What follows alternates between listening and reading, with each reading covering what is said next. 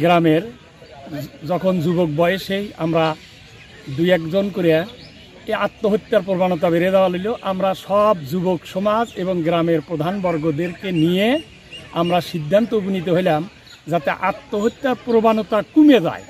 এর জন্য আমাদের কবরস্থানে তাদেরকে আমরা মাটি দেওয়ার ব্যবস্থা করি না। তারা নিজেরা যারা আত্মহত্যা করে তার গার্জিয়ানরা অনেক সময় তাদের বাড়িতে এবং আনাচে কানাচে তার জমিতে দিয়ে এইরকমভাবে তারা কবর দিয়ে রাখে। অনেক প্রবণতা কমেছে, আগে এইটাই বেশি ছিল।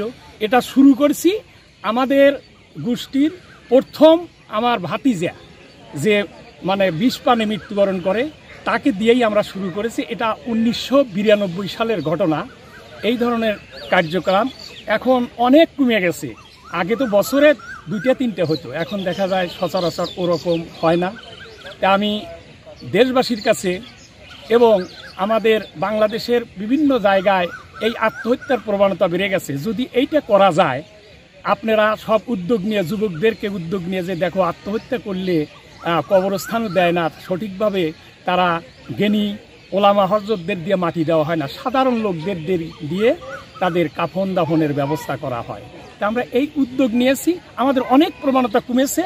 এবং তারপরেও যারা নেয় তারা তাদেরকে বলে যায় যে যেহেতু কবরস্থানে দিবে না, আমি একজন যেরকম গত রাতে একজন মানে এক নেশাখোর মারা গেছে, মারা যাওয়ার পরে তাকে জানতে পারলাম সে তার মাকে বলে গেছে যে আমাকে তো কবরস্থানে মাটি দিবে না, আমাকে বাড়িতেই মাটি দিও, আর কেউ যেন এই ভুল না করে। তাহলে চিন্তা করেন যে এই অবস্থা দেশের মধ্যে, যে আত্মহত্যা নিয়ে ভালোবাসা নিয়ে ক্লাস 6-এর থেকে শুরু করে ছেলেরা আমাদের চরণনে উচ্চ বিদ্যালয়ের কিছুদিন পূর্বে একটা এসএসসি পরীক্ষার্থী ছেলে, উচ্চতর গণিত পরীক্ষা ছিল সেদিন সে নিজেই আত্মহত্যা করেছে। সেই মেয়েটা তাকে আনার জন্য গেছে, মেয়েটা 9-এর ছাত্রী আর সে হলো ক্লাস 10-এর ছাত্র।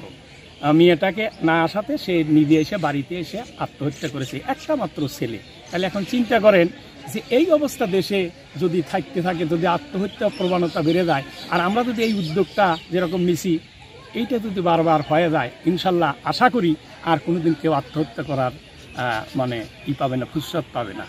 আমি এই আশা রাখি দেশবাসীর প্রতি যে আপনারা উদ্যোগ নেন প্রত্যেক গ্রামে গ্রামে যুবক এবং প্রধানদেরকে নিয়ে, যাতে কবরস্থানে তাদেরকে দেওয়া না, এটার থেকে তারা শিক্ষা গ্রহণ করে অনেক অংশে ইনশাল্লাহ কমে যাবে, এইটাই আশা রাখি। আর আমাদের গ্রামে বিষ খাওয়া ফাঁস খাওয়া রোগীদের কবরস্থানে মাটি দেওয়া হয় না। আজ থেকে 30-35 বছর আগে মহামুরব্বীরা এগুলা করে গেছেন। তো যারাই বিষ খায় ফাঁস লয় তাদেরকে তাদের জমি অথবা তাদের বাড়িতে রাখা হয়। আচ্ছা, আপনাদের গ্রামে দেখতেছি বিভিন্ন ধান ক্ষেতের মধ্যে কবরগুলো, এগুলো কি কারণে হয়েছে? আসলে ফাঁস লওয়া আর বিষ খাওয়া। কবরস্থান নাই আপনাদের? আমার গবেষণা আছে, কিন্তু আমরা ওসব মাটি কখনো হয় না। কবরস্থানে বিষ খায় মানুষ, ফাঁস লওয়া মানুষ কবরস্থানে মাটি দেয় না, যার যার জমি খেয়ে মাটি দেয়।